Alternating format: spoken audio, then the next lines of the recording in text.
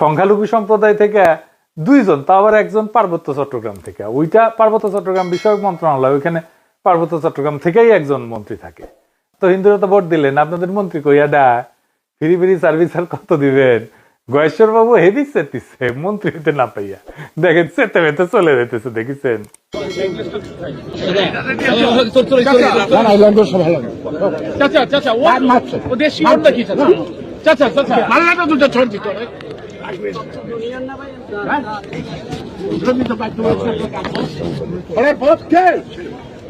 দেখেছেন?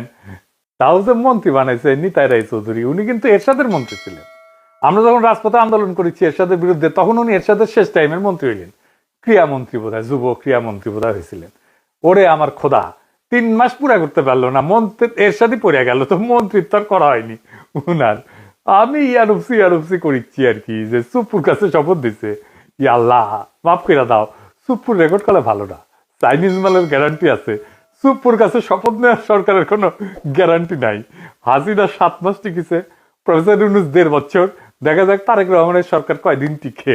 আমার একজন কইছে যে প্রফেসর ইউনূসের সরকার ছিল ইন্টারিম, আর তারেক রহমানের সরকার হইতেছে ট্রানজিশনাল।